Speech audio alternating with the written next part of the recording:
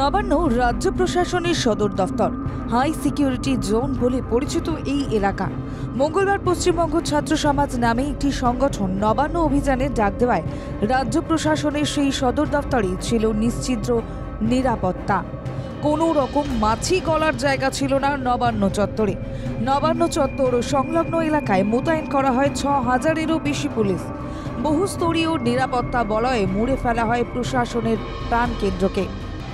উল্লেখ্য, পশ্চিমবঙ্গ ছাত্র সমাজের আড়ালে বিরোধী বিজেপি ছাত্র সংগঠন এই জমায়েত মিছিলের ডাক দেয় বলে দাবি করে তৃণমূল কংগ্রেস নেতৃত্ব।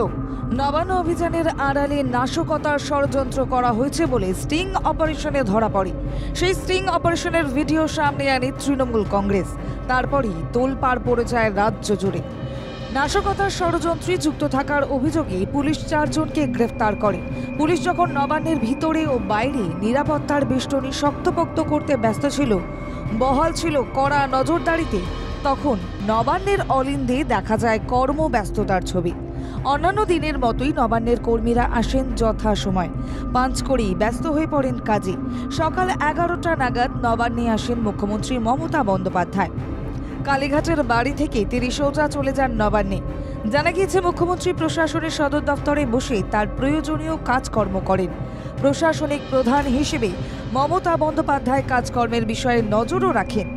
মানুষের পরিষেবা যাতে কোনো রকমভাবে ব্যাহত না হয়, সেই জন্যই নবান্ন থেকে সমস্ত রকম কাজের মনিটরিংও করেন মুখ্যমন্ত্রী। উল্লেখ্য, ক্ষমতায় আসার পর ২০১১-য় মুখ্যমন্ত্রী মমতা বন্দ্যোপাধ্যায় সবার আগে ওয়ার্ক কালচারে নজর দেন।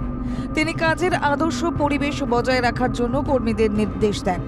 কারণ বাংলায় বাম আমলে ওয়ার্ক কালচার ঠিকঠাক না থাকায় শিল্প মহলের কাছে ভুল বার্তা যায়।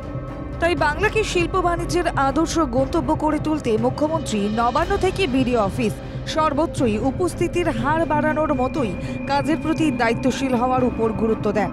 সেই কালচার যে এখনও বজায় রয়েছে, মঙ্গলবারের কর্মব্যস্ততার ছবিটা সেই কথাই বুঝিয়ে দিল বলে প্রশাসনের কর্তারা মনে করছেন।